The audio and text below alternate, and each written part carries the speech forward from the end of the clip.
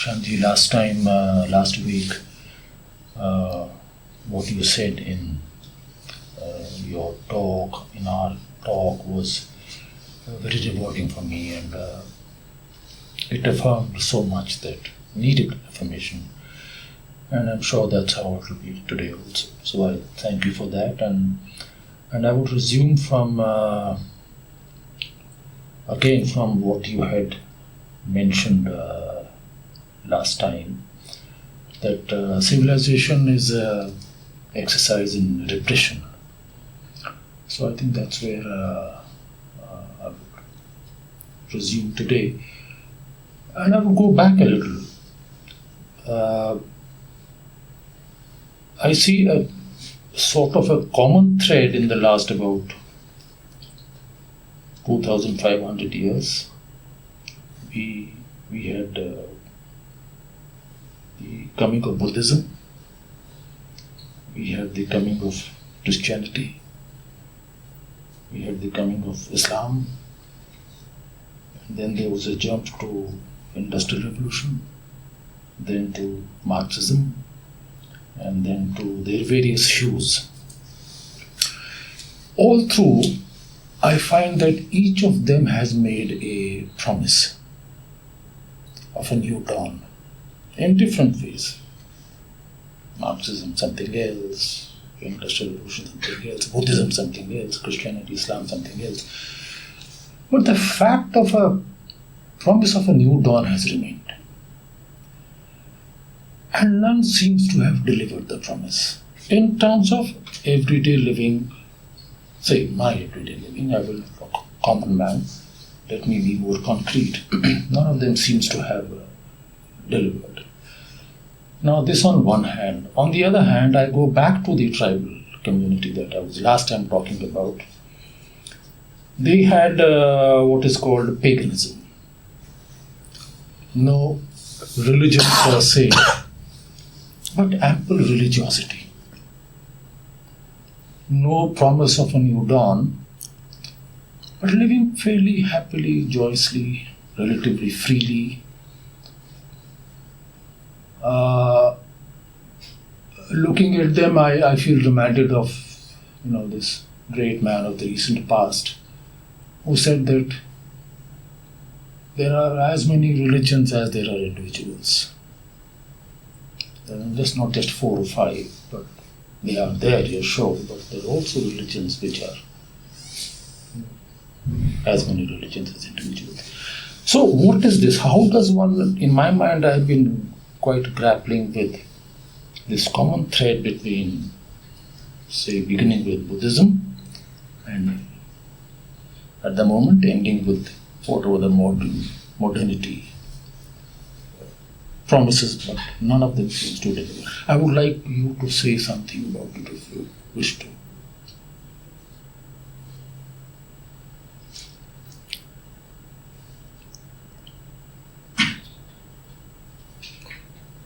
Because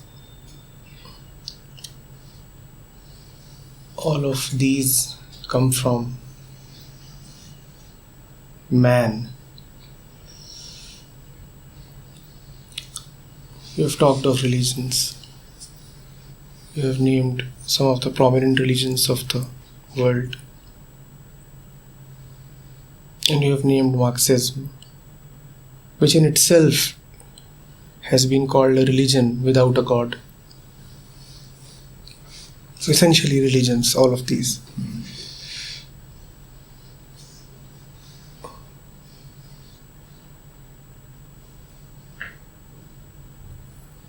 And man has come up with all of these religions. Why does man do that?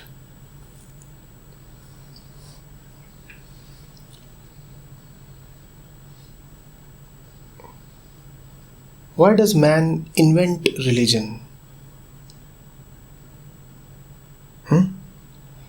It may come from a very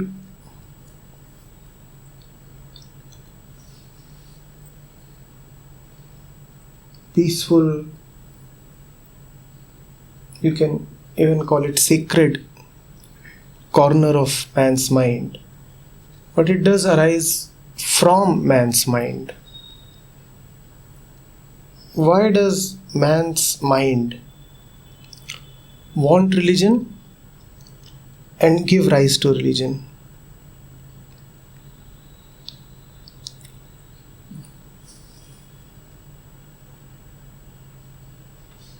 What is religion and what is its relation to man?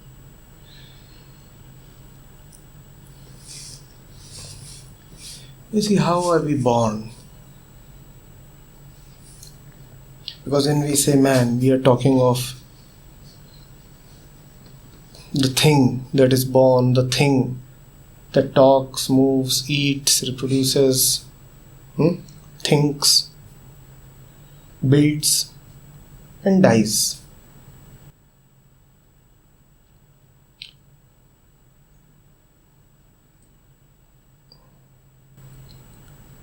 So, how are we born? Who are we? You look at the kid being born. How does the kid look? What is the kid doing? If you watch it, what is happening? A human baby, or even the babies of animals, what do you see on their face? How is their daily movement like? What does time do to them?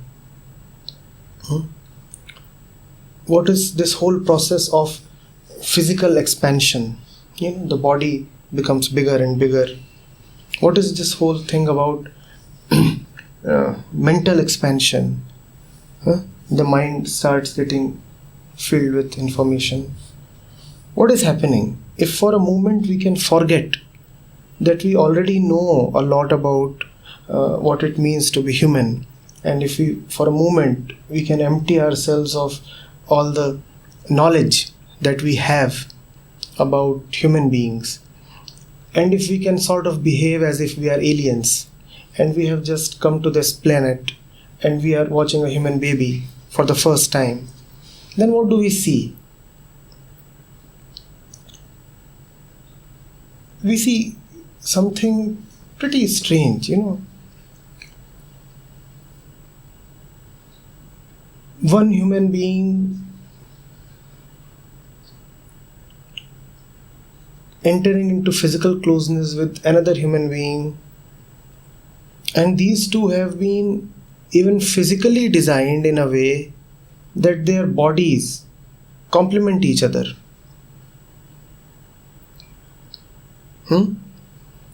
One's body has a certain cavity, the other's body has a certain protrusion.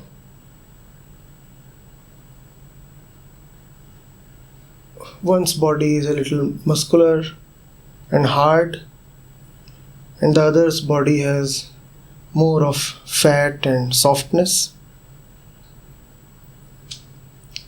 Even mentally, they look like completing each other, complements of each other. One wants to offer protection, the other looks like wanting protection. And then these two incompletenesses meet. And there is no necessity really that they should meet, If I'm an alien, I would first of all ask, why are they meeting first of all? And I don't know an answer. I'm an alien. I'm looking at a man, I'm looking at a woman, and I'm seeing them come close to each other, and I would ask, why must they come close to each other? Why? But then I do see a certain pattern emerging. I see that everything about them is such that they are designed to come close to each other, physically and mentally both. And what is a man or a woman? Mind and body. So both mentally and physically, it is their destiny, it is in their basic design to seek each other. And out of this seeking, out of this union, I won't call it union, just meeting, out of this mating, a baby is born. And what is that baby? If it is a product of two incompletenesses meeting each other, it should have been possible that the two incompletenesses are giving rise to a completeness. It should have happened. Why must it happen that this touches this and something else resembling this and this is born? Something is in fact born. And what is born is not a completeness but another incompleteness. So two incompletenesses coming close to each other and giving rise to another incompleteness. Do you see this? Why are the two incompletenesses coming close to each other? Because they are incomplete, and one can just guess. I don't know, I'm an alien. So I'm guessing that they are coming close to each other because they are seeking completion. And I have reasons to think that they are seeking completion. Because even when their genitals meet, it is quite obvious that the genitals are designed to meet. That one cell is designed to fertilize the other cell. So they are designed to feel as if the other party can give completion. You know, you're designed to feel as if the other party can give completion.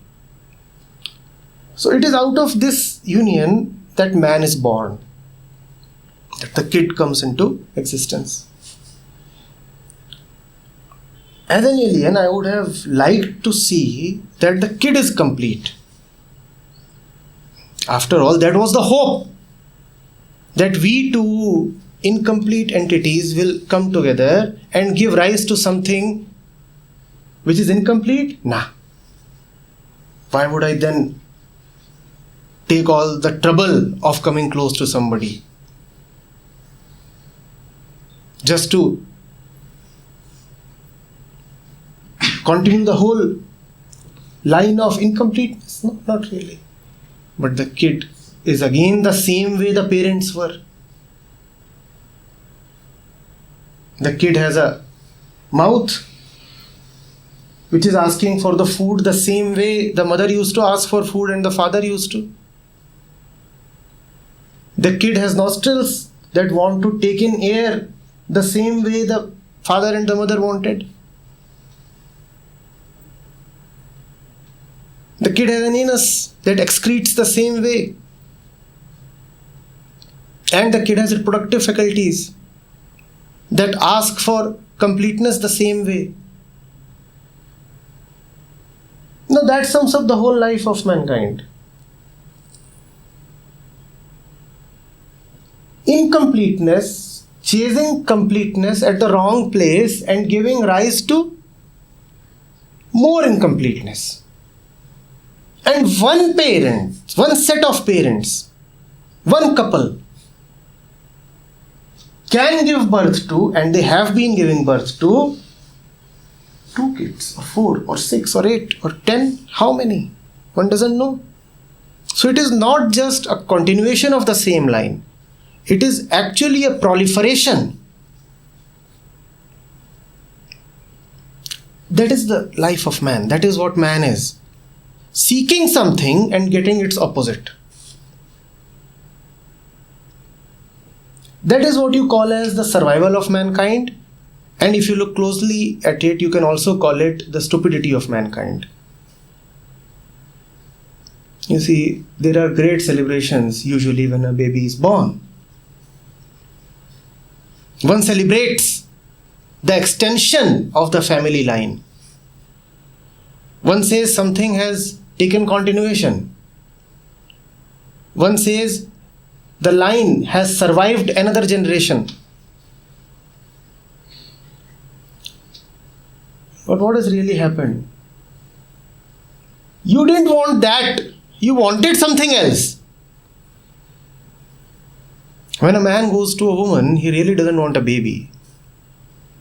Seriously, he wants peace. What he gets is a baby. And that's the whole tragedy. When a woman goes to a man, in her heart of hearts, she is not looking to get fertilized.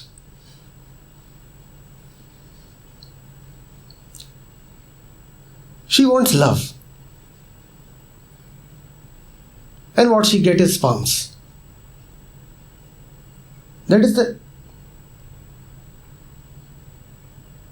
It's comical actually. It's so damn tragic that you can't even weep at it. It becomes a farce. It's been happening since centuries. Your intentions are defeated.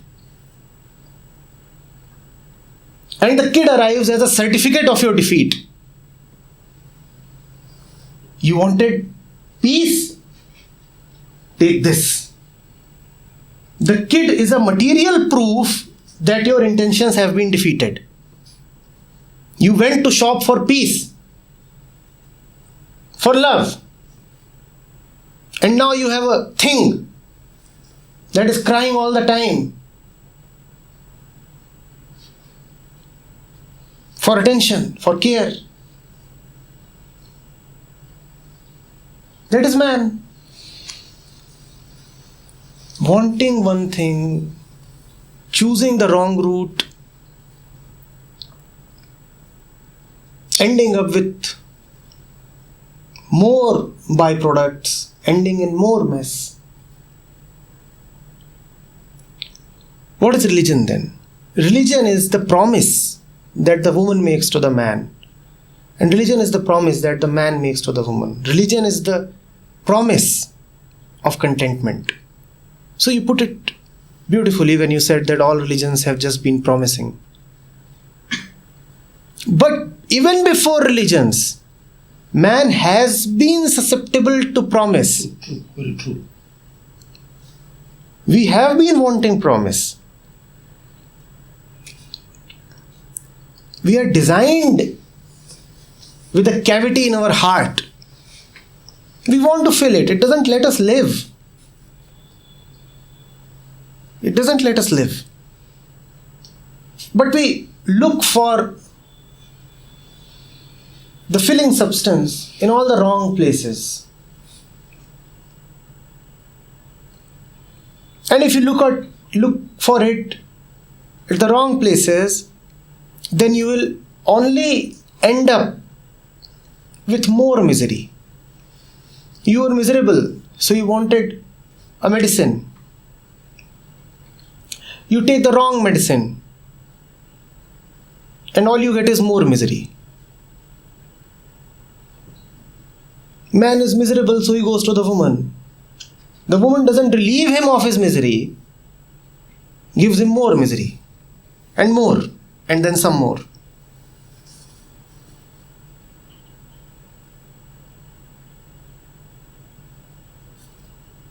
That's what man is. That's what religion is. A basic search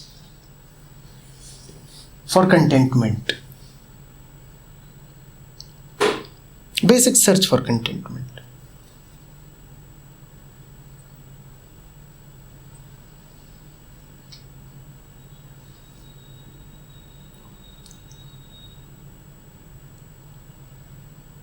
Why do religions fail? Why am I saying that they fail? I'm saying that they fail because one religion keeps coming after the other. Had they not failed, there was a need to have one thing following the other. And we haven't just had 5 or 6 religions. Even at this point, there are some 200 religions alive. And if you look at the entire history of mankind, I don't know, some expert might tell us the number runs into thousands. And if we look at those religions that are de facto religions but not named as religions, then the number would run into billions. Or as you said, that there are as many religions as there are minds. So everybody needs a religion. Even the atheist has a religion. Sure. Even the atheist has a religion. And the religion keeps changing moment to moment. At any particular moment, what promises you peace is your religious path. One man is going to the temple to seek peace. The other man is going to the bar The third man is going to the shop. The fourth is going to a sports stadium. All are going to their respective temples because what they want is the same thing. It's their own peculiar religious way. So man has been seeking that. Religions fail because man has been seeking these things as things. Religion fails because man thinks that the incompleteness lies somewhere in the material.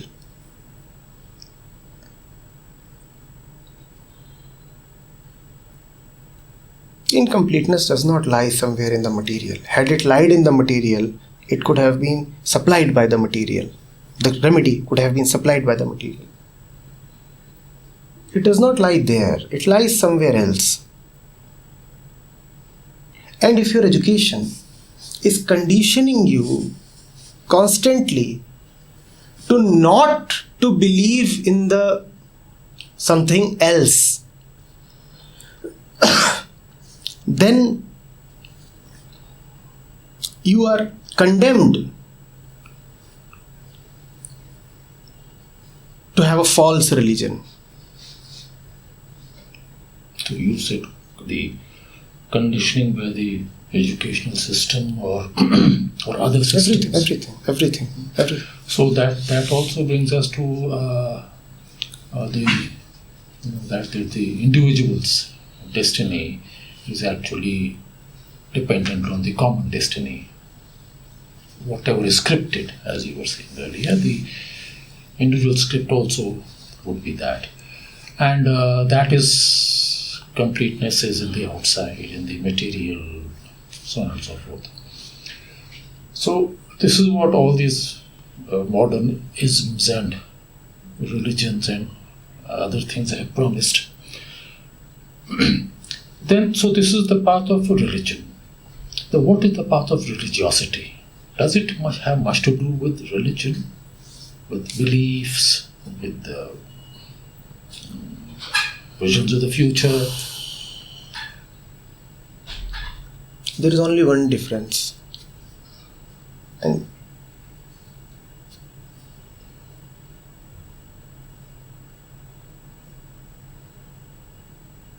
that difference makes all the difference. Religion concerns itself with the external. With the external, there is comfort. With the external, there is the security of nomenclature, of documentation, of description. You can describe what to do. You can suggest, even ordain what to do, how to live, commandments, what is good, what is bad. Religiosity deals with the ineffable. Religiosity places the onus upon the individual. Yes. Religiosity says your life is a sequence of new and more new events. More new events only in the sense that you haven't been through them before, really.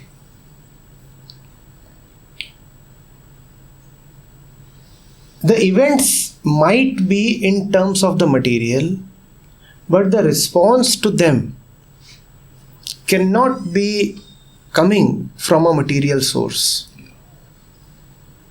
Yes. So it cannot come from a book. It cannot come from a set of instructions or commandments. It can only come from a point within you. So it leaves the field very open. you have nothing to fall back upon. You cannot say that in this life situation, I will do what this book prescribes me to do. You are totally on your own. That is religiosity. So in fact, religiosity means forgetting all religions. Religiosity is to, or religiousness is to go beyond organized religion. I call it spirituality. That's just the same. It is, may I, or were you saying something? No, surely, please. That it is if I use the word rebellion, then it's a rebellion of a extremely personal kind, almost anonymous kind, which may have visibility, which may not have visibility. And that is where the that readiness to be nameless, ineffective, leaving no trace,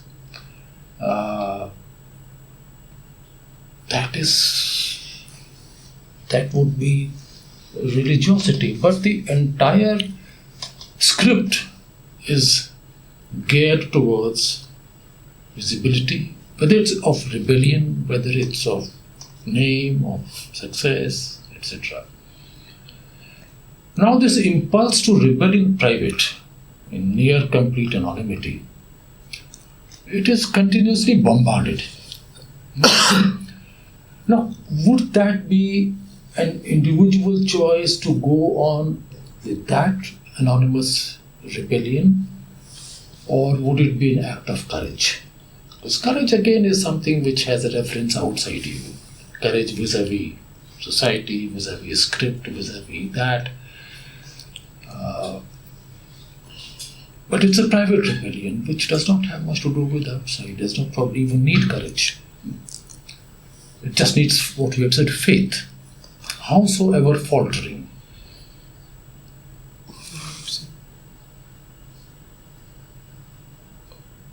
First of all, whatever is private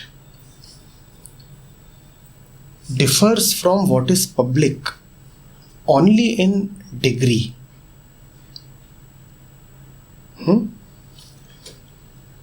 You may have one person knowing what you are doing, or you may have 1 million persons knowing what you are doing. But there is always somebody else who knows what you are doing. That one person is you. So in that sense, whatever you do is really always public.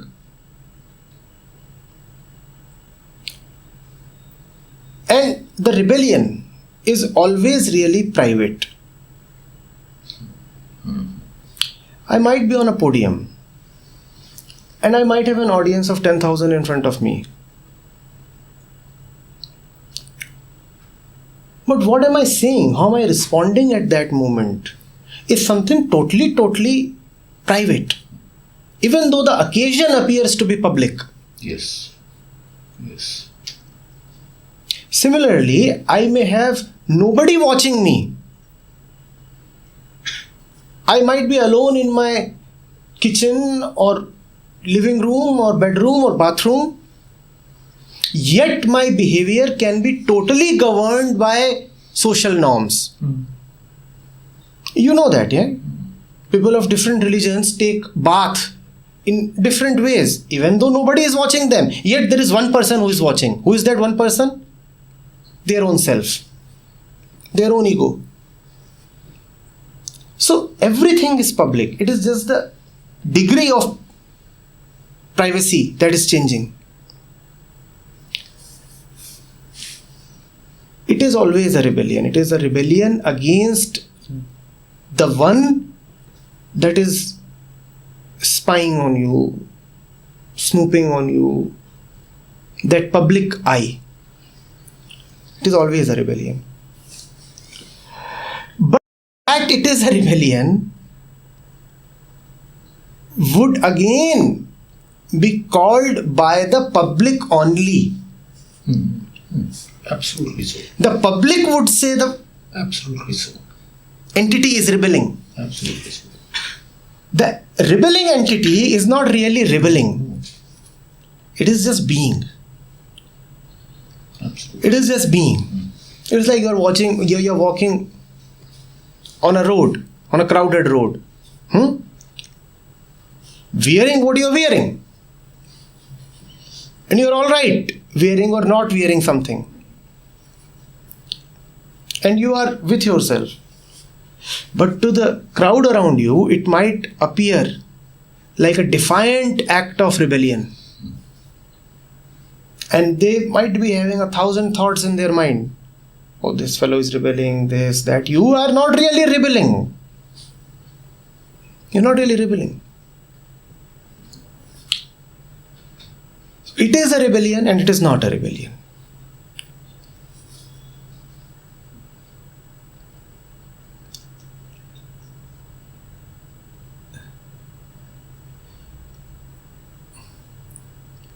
Even to say that it is a rebellion is a kind of internal stress. Why take that stress? Yeah.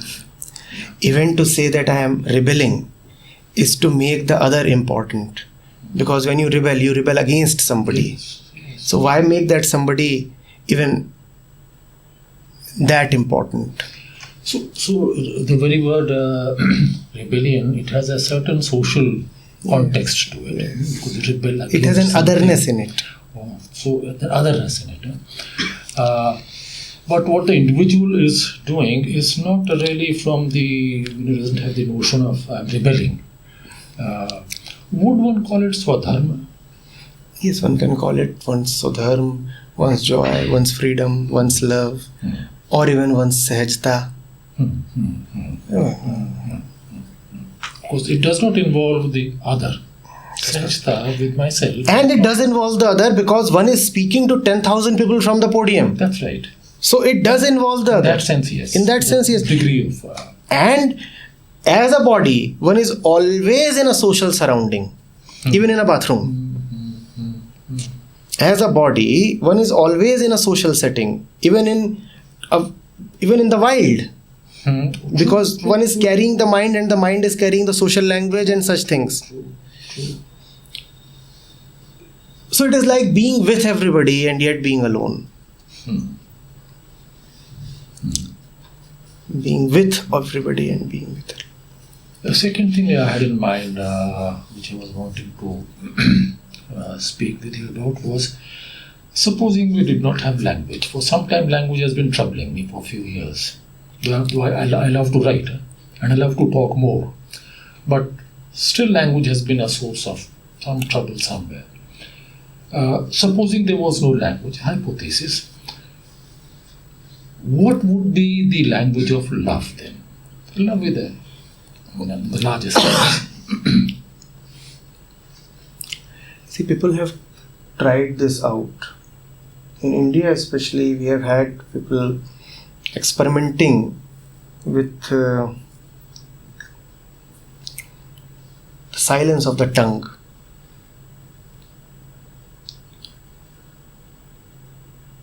There have been people who have taken Maun Vrat. They would not speak.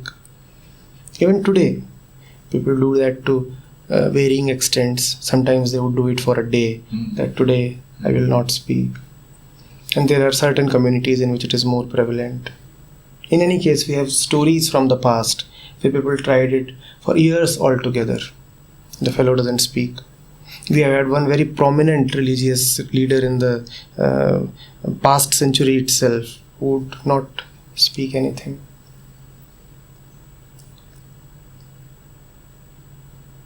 It hasn't really worked.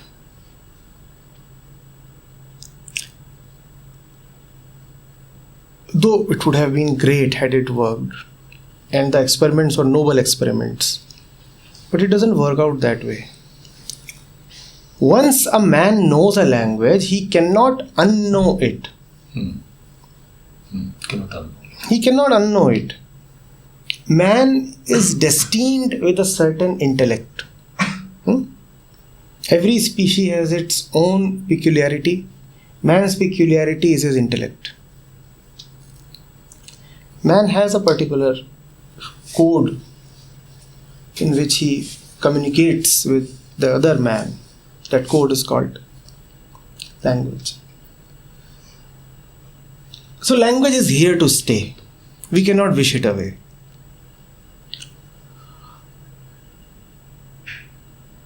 The question then is, are we wishing away silence by saying that language is going to be there and man cannot wish away his intellect? Are we saying that silence is impossible? Because if language is there, then words will be there. And words mean a lot of unnecessary noise. You know that. Yeah. Can one be silent even while speaking? Is silence the dualistic opposite of words? Does there need to be a dualistic choice between remaining silent and expressing oneself? Is silence about not using language? If that is our definition of silence, then we have run into an impossible situation. Because, I repeat, for mankind, language is there to stay. Tomorrow, if let's say there is some kind of a nuclear breakout or something, and most of mankind is wiped out, and just a few kids remain who do not know any language, with the passage of time, they would again invent a language for themselves. That is our genetic composition. True. The matter here is such that where man is, language will come. Where man is, language will come. So man cannot wish language away. Man will have to then learn to be silent amidst words. That is the only silence that is possible to man.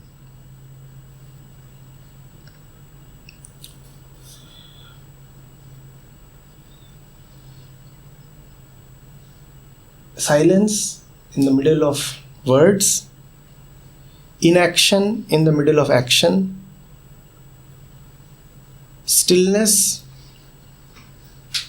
in the middle of all kinds of random movement, joy in the middle of suffering,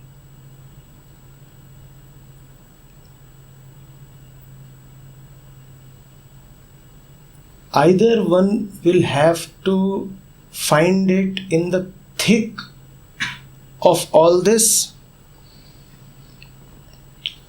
or it will just remain an elusive dream. You know, we have had so many experiments of trying to create another world, another reality, this utopia, that vision. It doesn't work this way. Man will build cities. Yes. Sure. Man will create boundaries, because that's what the intellect is all about. Drawing lines, creating boundaries. Every word is a boundary. Nations will come up. Maybe they'll have some other form. True. Maybe they'll have some other rationale behind them. But boundaries will, where man is, where there all these things will be there.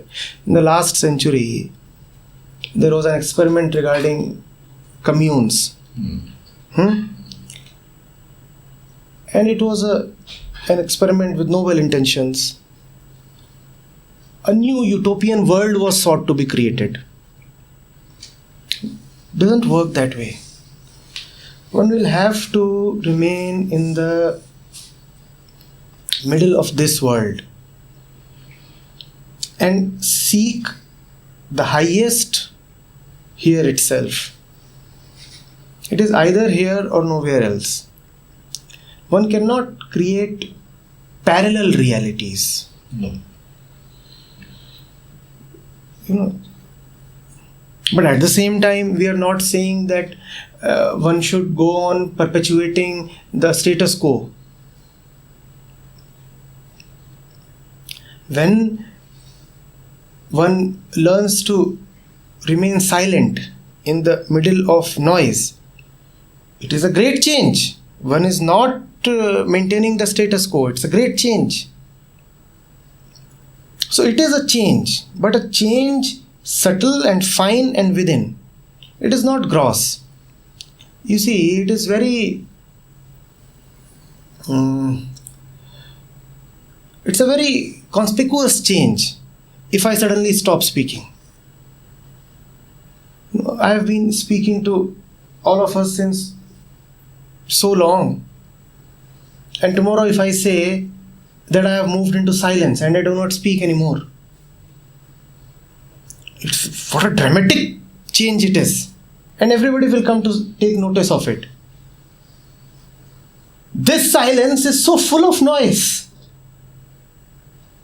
It will create such a lot of noise. You know what? Sir has stopped speaking.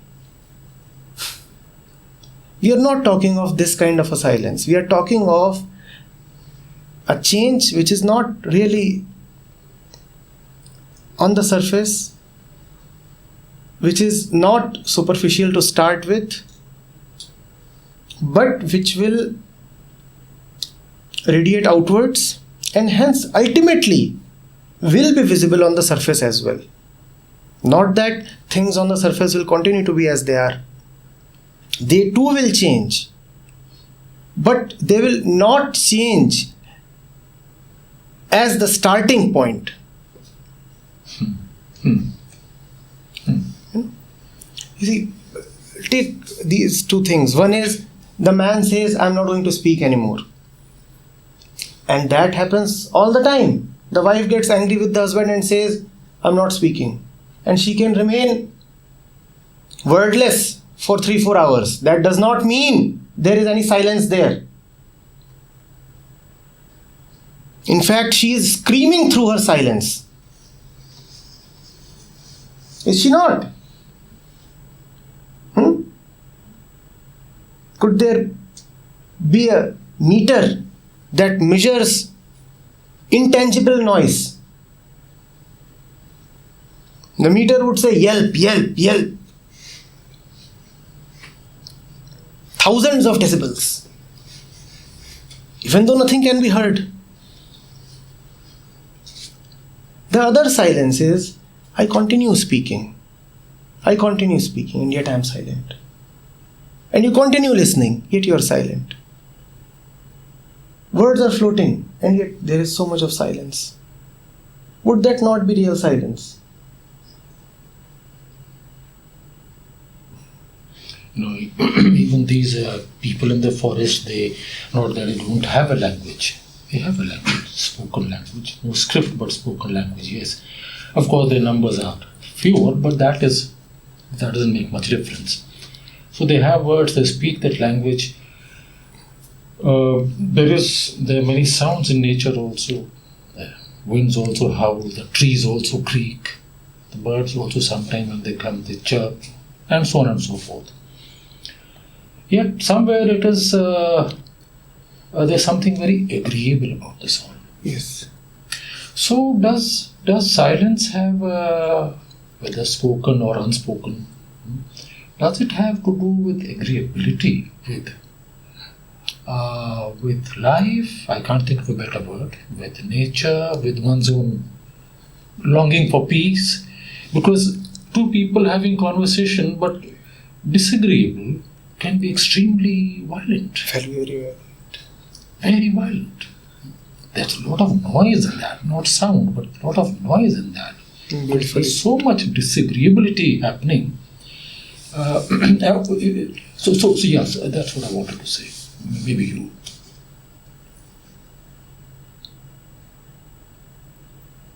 What does the word do with the mind? You talked about the way the pines whisper when the wind blows through them, that fine rattling of leaves. Last week you were talking about the gurgling of the stream. Do any of these sounds provoke thought, or do they rather soothe the mind? Yeah. They don't excite the mind. No. You call that agreeability. So, can we have words or sounds that are becoming to the mind, that act as soothing effects, healing effects? And there could be another word, another sound, where the mind is made to run about. The intellect is being excited into action. You see, when you read the ancient scriptures, some of the most wise scriptures,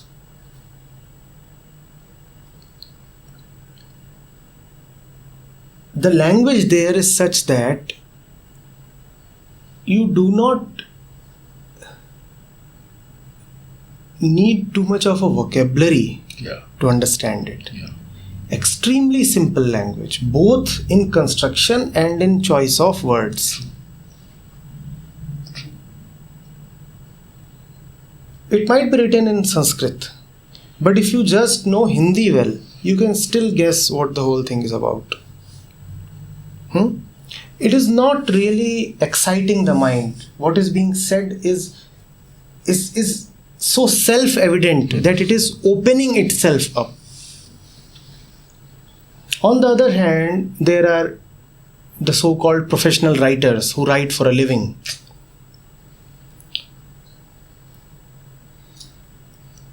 And as you are reading them,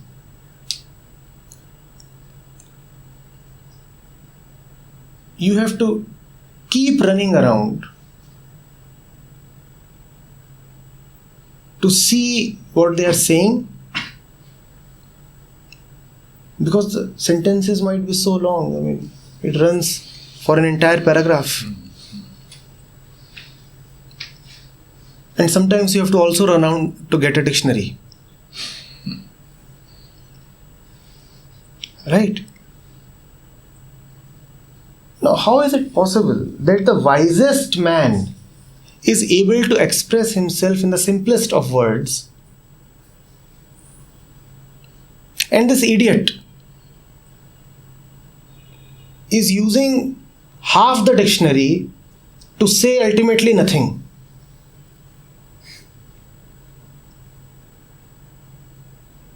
His book sells nevertheless.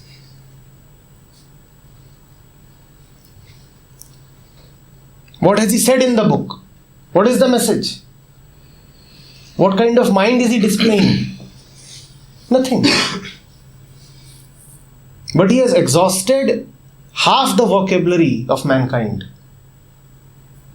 And he intends to make up on the remaining half the next time.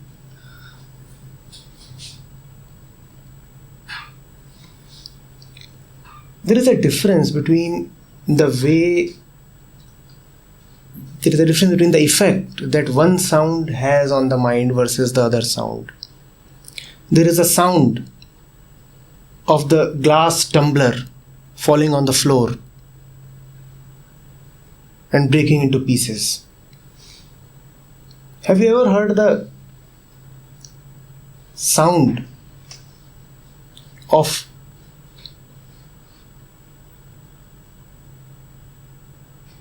a duster? A used, old, bald duster shrieking against a blackboard? Have you heard that sound? Have you seen the effect it has upon you? And it's just a sound.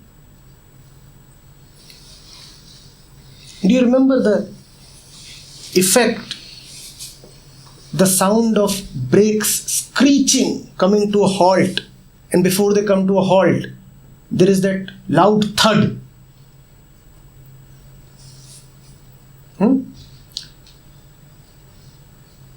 Have you not all heard this? This is a sound that you come to hear just before an accident. Somebody applies brakes and there is a screeching noise. And then after half a second, there is a sound of the collision. What kind of effect do these sounds have upon the mind? Even the sound of the ringtones of a few people. Yes. Yes. And then there is the sound of the whispering pines. There is a sound of the insects and the crickets in the jungle evening. Compare these two sounds. There is the sound of the idiot contemporary pop singer talking about the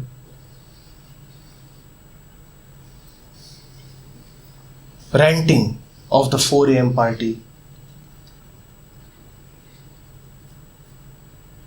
And then there is the sound of the Shivoham Shlok falling in your ears at 4 a.m. Surely there is a difference. Only one of them can really be called sound. The other has to be called silence. It's made up of both. It is really silence, just appearing as sound. Yeah. It is really silent. Absolutely. So, Absolutely. one has to go to the essence. There can be sounds that are really silence.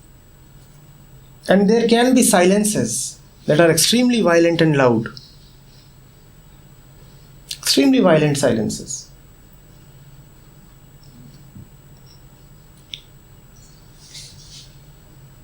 Now you were talking of the ancient scriptures, and that was reminding me of as a child reading some old ancient stories. As a child, Chandamama, so on and so forth, and one sort of grew up with them, and they were very the message, the sound of that message that one receives was very healing, very comforting.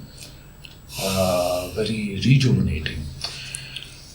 And then came the college canteens, to use your expression, and then came Kafka and Camus and so on and so forth, and of course prolific and brilliant writer, there's no doubt about it. But there's also the fact that one of them committed suicide prematurely, Kafka. And the message that comes through is that whereas those stories, whether of the Chandamama taken from Upanishads or wherever else, that those stories, they opened up not only themselves, each word opening up itself, but also opening up the reader. Because they did not come from agitated minds. Whereas these, with all due respect, and at one time... No, one is not obliged to respect them. We can drop that phrase.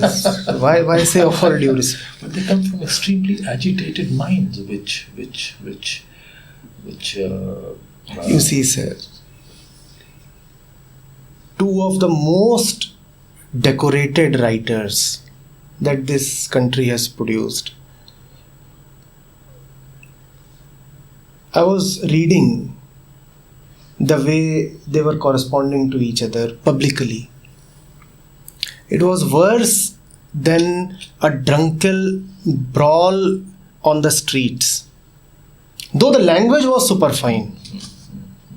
But they were fighting just like two 8-year-olds, using the choicest of expletives. And of course, one has to keep referring to the dictionary. But what are they actually doing? And both of them, mind you, are very celebrated writers. Two of the most renowned that this country has produced, of course, in English writing. And since that article dealt with the tiffs that celebrated writers have had, so it was a list that consisted of maybe 10 such engagements. You should have read it. I mean, my question is, why are you writing? Yes, absolutely. When one writes, one expresses. Now, what are you expressing? One can express only his mind. This kind of mind you are expressing in this thick a novel. Why? What do you have to write? Very true. I mean, are you really entitled to write anything? Absolutely. Absolutely. You're really entitled. Are you entitled to write anything? But they are writing. Of what use is all this writing? Which only adds to the noise. It only adds to the The noise. sickness. Yes, of course. And fiction means imagination. The mind is anyway full of imaginations. What do you want to add to the imagination? And even the facts that they write, somebody from another country may come to India and say that he is writing a novel on India or a book on India. But you know, to come to the fact, you have to first be living in the truth. Otherwise, what you call as facts is just imaginations, your subjective opinions. And those subjective opinions you are presenting as facts. Of what use is this book? Why are you writing? Absolutely. My question is not even about the quality of the writing. My question is, why are you writing? Don't write. Just don't write. First go and cool your mind. And when the mind is cooled, writing becomes a very private, personal affair. It doesn't have necessarily noise. Chances are, after the mind has been cooled, they would rather want to be shepherds. Yes. If they are then given a pen or a laptop to write, they would say we were writing under some kind of compulsion. Actually, you know, that greed is no more there, so we anyway don't want to write. Who said that we ever wanted to be writers? Writing was such a bane. So, noise, just noise. And those things are being served to college students in literature courses. That's exactly what I meant. That the toxicity that is being spread in terms of creative writing or high literature, it's far better if our colleges and schools or other institutions, they help us revert back to our folk stories, folk tales. Old tales. That cannot happen because that will be taken as communal. It's communal, yes. That will be taken as communal. Because whenever you want to go back, you'll have to go back probably along a certain stream. And that stream will have the name of a community written on it. So to maintain a non-communal image, you will keep serving the modern trash. Of course, with dictionaries. More evolved dictionaries.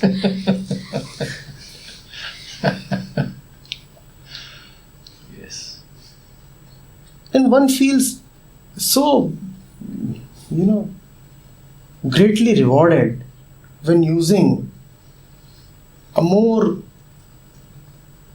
complicated, rare word where a simple, common one could have done. At places it is so apparent Yes. that the fellow has referred to the thesaurus. Very true. Very true. All that you want is petty recognition. You are disturbed, and through your writing you're only spreading the disturbance. That is the agitation that you're spreading. That is the toxicity. Your own toxins you are spreading to everybody through this writing. Yes. Yes.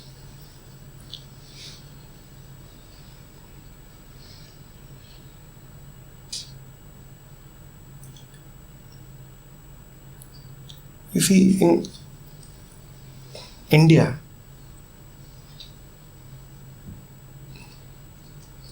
literature till a very late stage, for hundreds of years, meant spiritual literature, because nothing else was taken as worthy of being called as literature. Somebody is drunk and is blabbering on the street, would you call that literature? Now somebody is drunk and is typing a story on his laptop, why to call that as literature? Only that qualifies to be called literature, which brings the mind to its center. Yes, yes, certainly. Which can become the mind.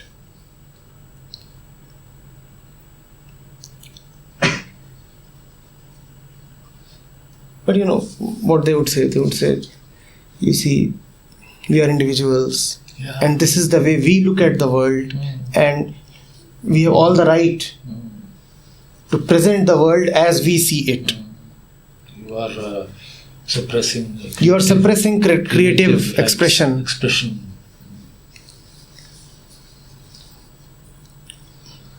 All this thing about egalitarianism, liberty, democracy has been good till a point. Yeah, now there is more of a constitutional language than a human language, you know.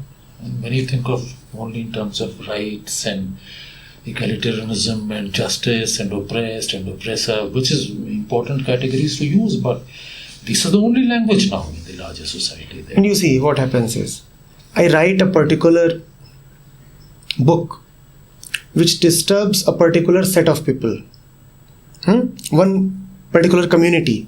That book will be banned. Why? They'll say it offends those three people.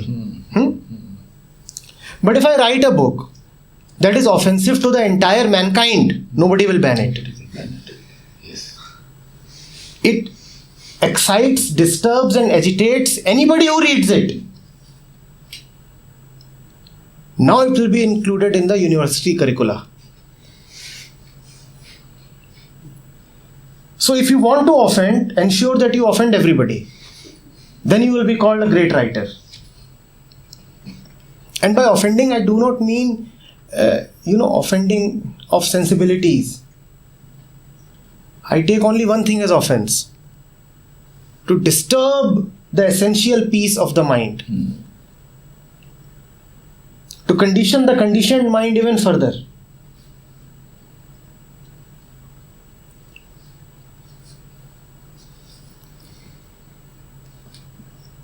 So much mischief takes place behind words.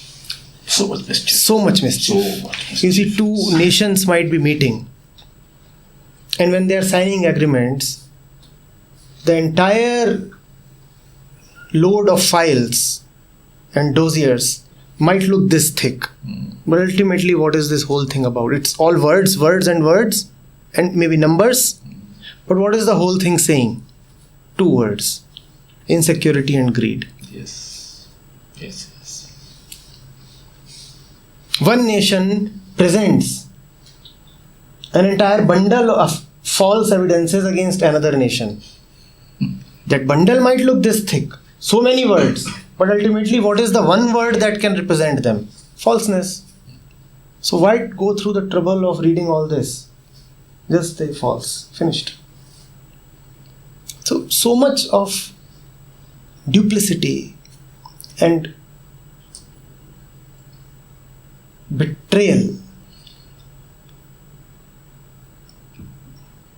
is hidden behind words. Yes, there's a lot of mischief, a lot of trickiness. Even in everyday conversations, it's crept in so powerfully that it becomes difficult to figure out, to choose the grain from the chaff. You see, recently there was a high-profile murder case, and the lady who was caught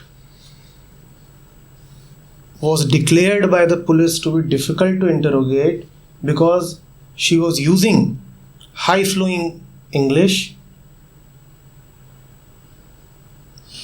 and had a great profligacy with words. So much she was saying that the interrogators are unable to collect what she was trying to say. So then the police chief had himself to come down to interrogate her. That was one of the reasons he gave. He said she is using such language that my junior officers cannot understand. Her English is wonderful. So I will have to question her. That is the use of language. Obfuscation. Deception. Yes. Become mischief. We are not using language to communicate. We are using language to hide. Are you getting it? Yes, yes. That's why silence is unbearable. That is why it's unbearable.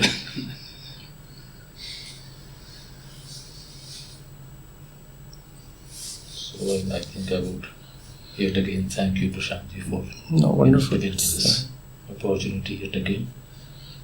And to meet again. Wonderful. Thank you. Thank you so much.